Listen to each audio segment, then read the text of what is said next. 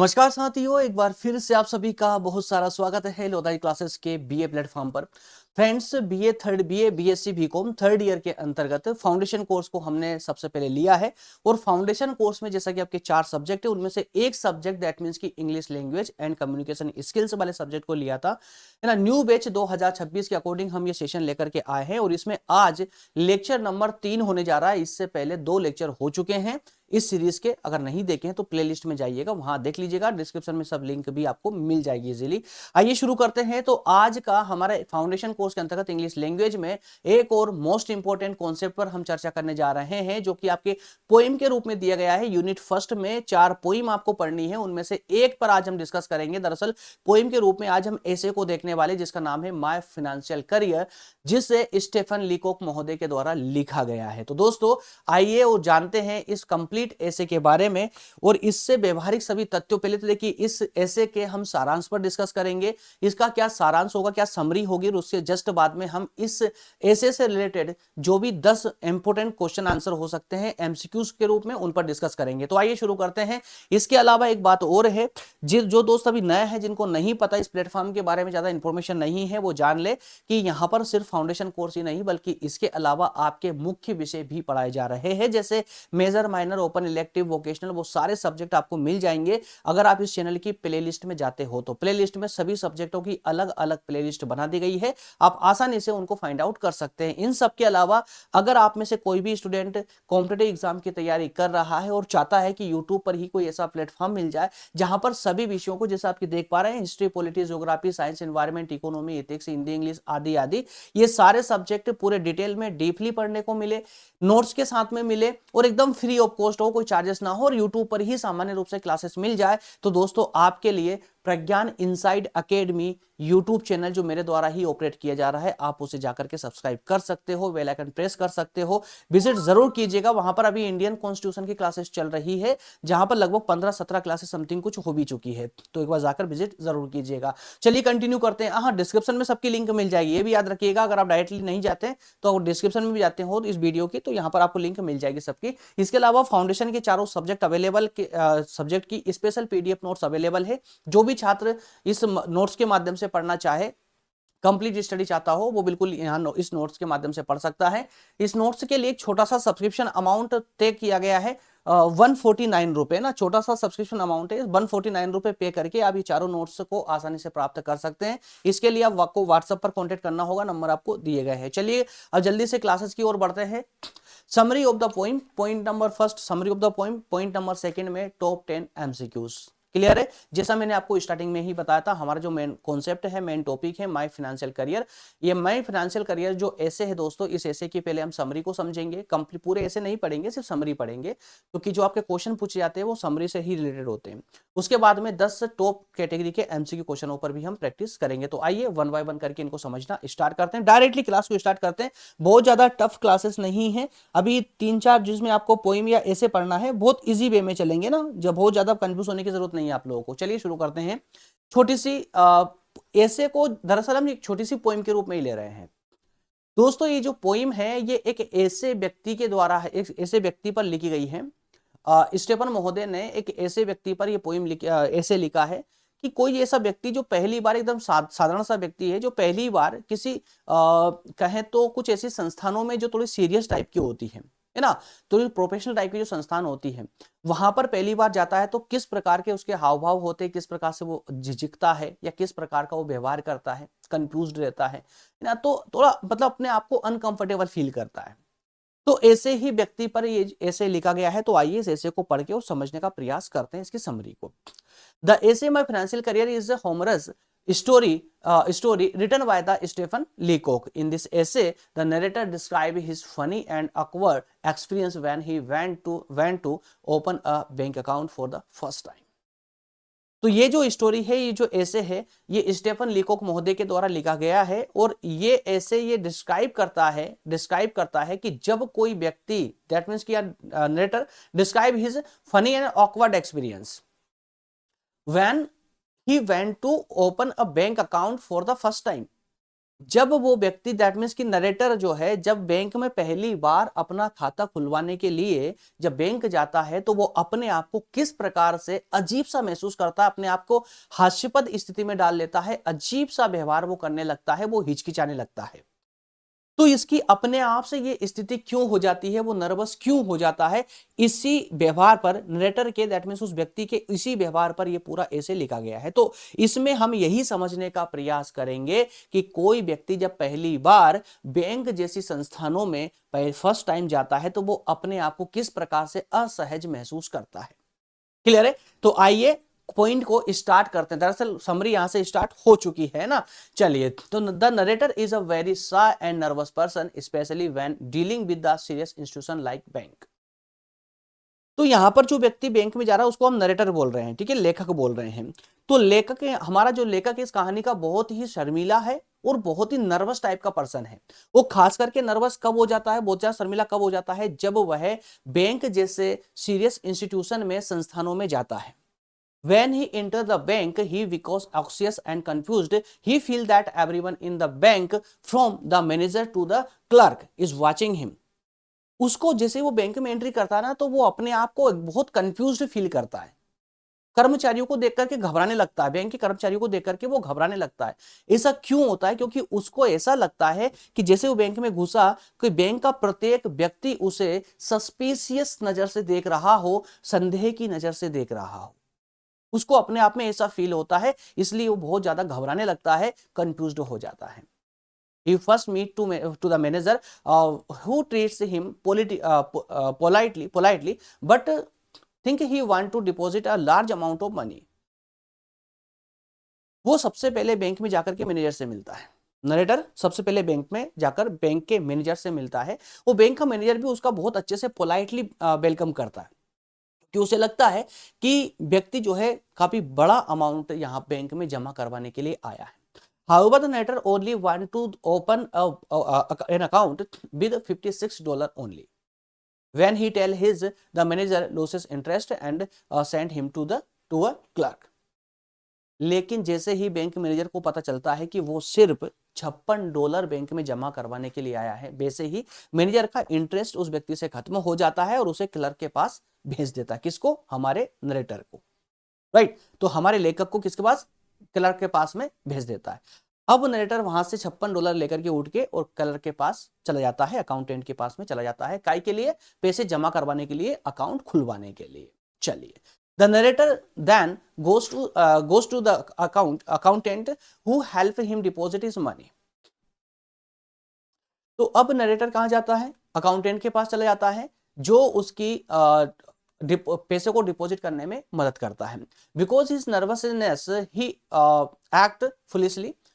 तो वो नर्वस था नरेटर, इस कारण से वो अपने कार्य में कई सारी गलतियां कर रहा था। ही साइन रोंगली, उसने साइन गलत जगह कर दिए। स्पीक अनक्लियरली, जो भी बोल रहा था वो क्लियर नहीं था, कुछ भी बोल रहा था घबराहट के कारण, है ना। And finally when he tries to withdraw some money, जब वो कुछ पैसे निकालने का प्रयास कर रहा था अकाउंट से, तो he does everything in his wrong order. तो उसने पूरे जो स्लिप वगैरह थी वो सब गलत भर दी। ही फिल्स द रोंग स्लिप गलत भर दी। Give it to the wrong person, गलत व्यक्ति को दे दी वो स्लिप भर करके। And withdraw all his money by the mistake, और गलती से उसने अपने अकाउंट से पूरे पैसे निकाल लिए।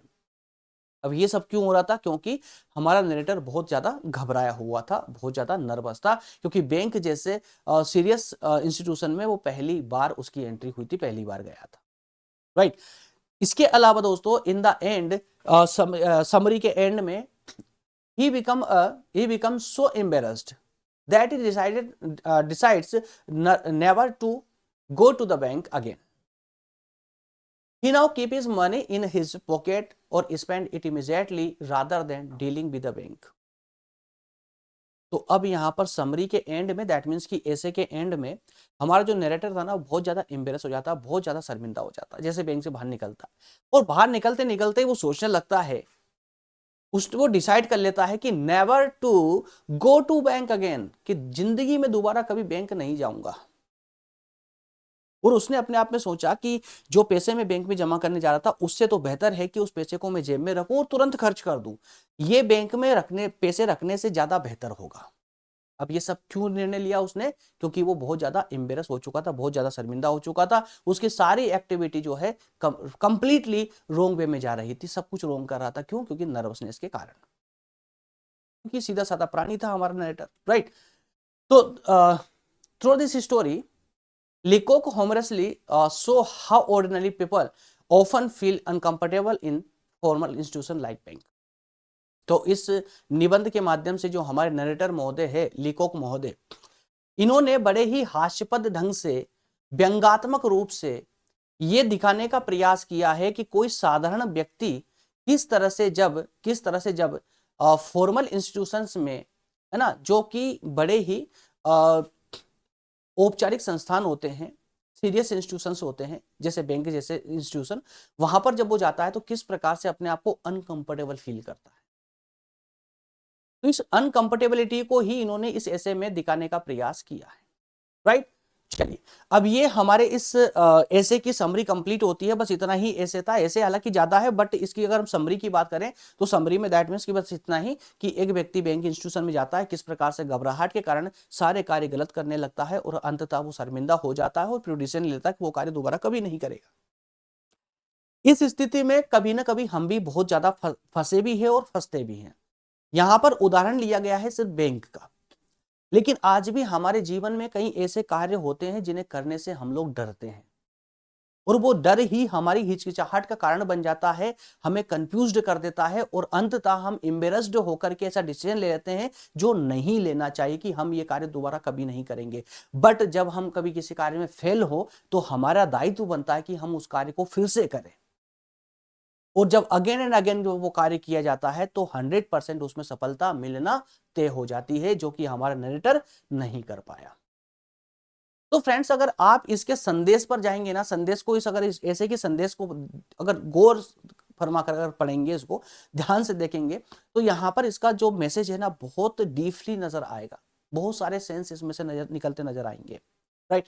फिलहाल तो हमने इसको पढ़ा है ताकि हमारा जो है टॉपिक कंप्लीट हो जाए, और अब इस ऐसे से रिलेटेड कुछ टॉप कैटेगरी वाले एमसीक्यूज क्वेश्चन जिन पर हमें प्रैक्टिस करना चाहिए। तो दोस्तों, टॉप 10 ऑब्जेक्टिव टाइप क्वेश्चन जो कि हमारे आज के ऐसे जिसका नाम है माय फाइनेंशियल करियर से रिलेटेड है, आइए देखते हैं। और इन सभी क्वेश्चनों का महत्व एग्जाम के दृष्टिकोण से बहुत ज्यादा है, तो एक भी क्वेश्चन को इग्नोर मत कीजिएगा। आइए क्वेश्चनों की शुरुआत करते हैं।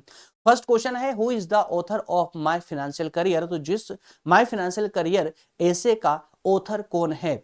ऑप्शन 4 ऑप्शन दिए गए हैं, चार्ल्स लैम्प या स्टीफन लीकोक। तो यहां पर आगे ज्यादा जाने की जरूरत ही नहीं है, आप इजीली बता सकते हैं स्टीफन लीकोक महोदय ही जो है माय फाइनेंशियल करियर ऐसे के राइटर हैं। चलिए नेक्स्ट क्वेश्चन लेते हैं, ऑप्शन यहां बी करेक्ट हो जाएगा। नेक्स्ट क्वेश्चन है, what type of writing is my Financial career? तो माय फाइनेंशियल करियर जिसे हमने अभी अभी पढ़ा है, कंप्लीट डिस्कस किया है, बताइए ये किस टाइप की, जैसे अगर हिंदी में कहें ना तो किस विधा है, कौन सी विधा है ये? पोइम है, कहानी है, ऐसे है, शॉर्ट स्टोरी है या ड्रामा है? क्या है दोस्तों? तो ये ऐसे है, याद रखिएगा, पोइम पर क्लिक मत कर दीजिएगा गलती से भी। Option B option is correct answer, right? चलिए नेक्स्ट क्वेश्चन लेते हैं। नेक्स्ट क्वेश्चन है, what is the main theme of My Financial Career? My Financial Career की मेन थीम क्या है? लव एंड विट्रायल या fear and nervousness in bank?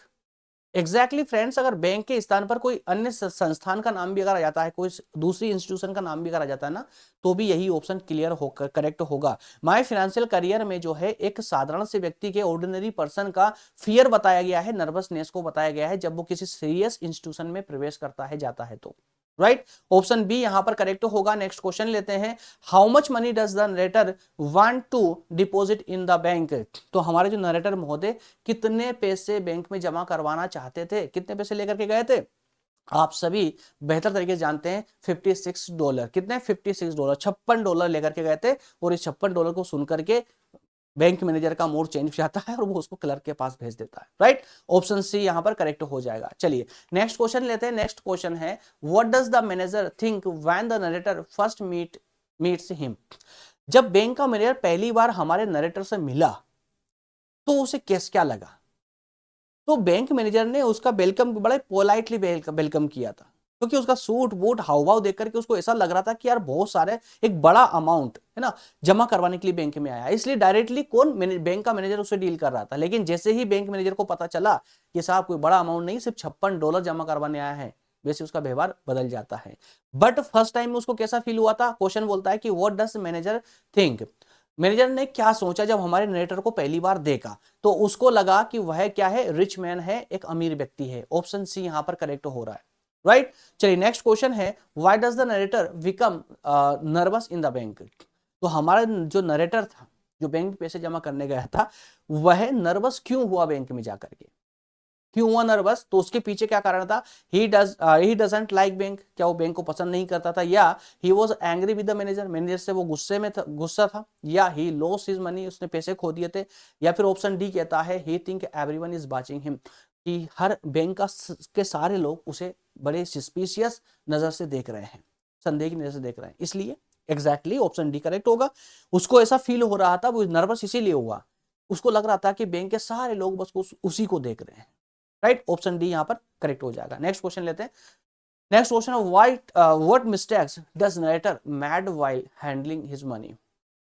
अपने पैसे के लेन देन में वो क्या गलती कर रहा था, बैंक में जाकर के वो क्या गलती कर रहा था। He withdraw all his money by mistake, क्या उसने सारे पैसे निकाल लिए थे गलती से, तो ये आप लोगों ने पढ़ा था ना, जी हाँ। और नेक्स्ट पॉइंट क्या है, he deposit it in the wrong account, उसने दूसरे अकाउंट में गलती से दूसरे अकाउंट में पैसे डाल दिए, या वह अपने सिग्नेचर भूल गया था, या उसने जो है मतलब कि पैसे जितना पैसे चाहता उतना पैसे जमा नहीं करवाए थे, गलत पैसे दिए थे, क्या गलती की थी उसने, तो बैंक में गलती की थी कि उसने गलती से अपने अकाउंट के सारे पैसे निकाल लिए थे, ये उससे गलती हुई थी। यहाँ ऑप्शन ए करेक्ट हो जाएगा। सारे क्वेश्चन समरी पर बेस्ड है फ्रेंड्स, जो समरी हमने डिस्कस की है अभी थोड़ी देर पहले, उस समरी पर ही बेस्ड है, राइट। चलिए नेक्स्ट क्वेश्चन है, how does the managers attitude change after learning the amount of money. तो जैसे ही मैनेजर को पता चलता है नरेटर के पेमेंट के बारे में, पैसों के बारे में, वैसे ही मैनेजर का एटीट्यूड कैसे चेंज हो जाता है। ऑप्शन ए कहता है ही बिकम मोर रिस्पेक्टफुल, क्या वो बहुत ज्यादा रिस्पेक्टफुल हो जाता है, या he become indifferent and cold. जी हाँ, मैनेजर का हाव भाव बदल जाते हैं, उसका एटीट्यूड बदल जाता है, वो इनडिफरेंट हो जाता है। पहले बहुत पोलाइटली फील कर रहा था, पोलाइटली रिस्पेक्ट कर रहा था हमारे ऑथर जो है हमारे नरेटर की, लेकिन बाद में उसने रिस्पेक्ट करना बंद कर दिया और उसको सडनली एक अकाउंटेंट के पास में भेज दिया काम के लिए, राइट। ऑप्शन बी यहां पर करेक्ट हो जाएगा। नेक्स्ट क्वेश्चन लेते हैं। अगला प्रश्न है, what does the narrator decide at the end of the essay. कहानी के आखिरी में, निबंध के आखिरी में हमारा नरेटर क्या डिसीजन लेता है। ऑप्शन ए कहता है टू ओपन अनदर अकाउंट, दूसरा अकाउंट खुलवाना है, या to become a banker, bank का मेंबर बनना है, बैंक का कर्मचारी बनना है, या option C never to go to a bank again, कि जिंदगी में दोबारा कभी लौटकर बैंक में नहीं आना है। Option C is correct answer, right. Option C यहां पर is according to our essay never to go to a bank again, ये हमारा नरेटर डिसाइड करता है, राइट। बैंक में दोबारा कभी नहीं आना है। लास्ट क्वेश्चन है, what is the tone of My Financial Career. My Financial Career की एक्चुअल में टोन क्या है, ट्रेजिक है, रोमांटिक है, सीरियस है, या ह्यूमरस है, तो ह्यूमरस है, हास्यपद, राइट। ऑप्शन डी यहां पर करेक्ट हो जाएगा। ओके फ्रेंड्स, इसी के साथ में हमारा आज का सेशन होता है कंप्लीट। कल वाले सेशन सेम टाइम पर आपको मिलेगा, और नेक्स्ट जो ऐसे है हमारा जिसमें हमें बात करनी है रनिंग फॉर गवर्नर की। दरअसल यहाँ पर पोइम लिखा हुआ है, क्योंकि इस पार्ट में जो है ना हम जो ऐसे जो पढ़ रहे हैं, इन सभी एसेस को हम पोइम के रूप में ही पढ़ने वाले हैं, इसलिए यहाँ पर पोइम लिखा हुआ है, ठीक है। तो यूनिट फर्स्ट में अगर आप देखेंगे आपके सिलेबस के अकॉर्डिंग, यूनिट फर्स्ट में तो यहाँ पर 4 पोइम आपको दी गई है, जिनमें से लास्ट 4th पोइम पर हम कल डिस्कस करने जा रहे हैं, और पोइम का नाम है रनिंग फॉर गवर्नर, जो कि मार्क ट्वेन महोदय के द्वारा लिखित है। तो ये एक ऐसे है, दरअसल ऐसे है, और ऐसे को हम कल सेशन में कंप्लीट कर लेंगे। ओके फ्रेंड्स, मिलेंगे अगले सेशन में। हाँ, जाने से पहले आप लोगों को रिमेंबर करवा दूं आप लोगों को कि फाउंडेशन कोर्स के चारों ही स्पेशल पीडीएफ नोट्स अवेलेबल हैं, चारों सब्जेक्ट की, हिंदी, इंग्लिश, व्यक्तित्व विकास और डिजिटल जागरूकता। स्पेशल पीडीएफ नोट्स है, छोटे से सब्सक्रिप्शन अमाउंट पर अवेलेबल है, चारों नोट्स 149 रुपए पर। आप चाहें तो इसको लेकर के डीपली स्टडी अपनी कर सकते हैं बेहतर तरीके से, और मैक्सिमम क्वेश्चनों पर प्रैक्टिस भी इस नोट्स के माध्यम से आप लोग कर सकते हैं। और कैसे मिलेगी, तो इस पेज का स्क्रीनशॉट लेकर के आप दिए गए व्हाट्सअप नंबर पर व्हाट्सअप कर दीजिए, या फिर डायरेक्टली आप इस नंबर पर कॉन्टेक्ट भी कर सकते हैं नोट्स के लिए। ओके फ्रेंड्स, मिलेंगे नेक्स्ट सेशन में। इस सबके अलावा लोधाजी क्लासेस का एक सपोर्टिव चैनल है जिसके बारे में मैंने अभी तक आप लोगों को नहीं बताया था, लेकिन अभी बता देता हूं मैं आपको। लोधाजी क्लासेस के नाम, लोधाजी क्लासेस जिस प्लेटफॉर्म पर आप अभी सेशन देख रहे हैं, इसका एक सपोर्टिव चैनल भी है जिसका नाम है लोधाजी क्लासेस क्लिप्स, राइट, जिसके डिस्क्रिप्शन में लिंक मिल जाएगी। तो उस चैनल पर जाकर के उसको सब्सक्राइब जरूर कर लीजिएगा, क्योंकि सडनली कभी हो सकता है कि, क्योंकि यूट्यूब चैनल है, कभी अगर सडनली कोई क्लासेस अगर इस चैनल पर बंद होती है तो आपकी क्लासेस कंटिन्यू चलती रहे, आपको क्लासेस मिलती रहे यूट्यूब पर ही, उसके लिए हमने एक सपोर्टिव चैनल तैयार कर दिया है, ताकि भविष्य में कभी अगर ऐसा हुआ कि चैनल में कोई समस्या आती है तो उस चैनल पर हम रेडी रहेंगे आप लोग को पढ़ाने के लिए। तो आप जितने भी स्टूडेंट यहाँ पर क्लासेस ले रहे हैं वो सारे स्टूडेंट्स जो है आकर के लोधाजी क्लिप्स वाले चैनल पर आकर के उसको सब्सक्राइब जरूर करके रख लीजिएगा। वहां पर शॉर्ट क्लासेस मिलती है, इंग्लिश ग्रामर की और भी अन्य महत्वपूर्ण सेशन मिलते रहते हैं, छोटे छोटे 5-5 10 मिनट के। तो उनको भी आप अटेंड कर सकते हैं, उनको अटेंड करते रहिएगा। तो डिस्क्रिप्शन में उसकी लिंक छोड़वा दूंगा मैं, वहां से आप जाकर के उसको विजिट जरूर कर लीजिए चैनल को। ओके फ्रेंड्स, मिलेंगे नेक्स्ट सेशन में। इन सबके अलावा टेलीग्राम ग्रुप और व्हाट्सएप ग्रुप को जरूर ज्वाइन कर लीजिए अगर आप प्रॉपर तरीके से पढ़ना चाहते हैं हमारे साथ में। तो वो सेशन अगर आपके लिए हेल्पफुल रहा है तो सेशन को लाइक जरूर कर दे, और पहली बार देख रहे हैं सेशन पर तो आइए उसको सब्सक्राइब करके बेल आइकन को जरूर प्रेस कर लें, ताकि हमारे सभी सेशन आप तक, आपके मोबाइल तक नोटिफिकेशन के माध्यम से पहुंचते रहे। मिलेंगे नेक्स्ट सेशन में। बहुत बहुत धन्यवाद। Thank you. जय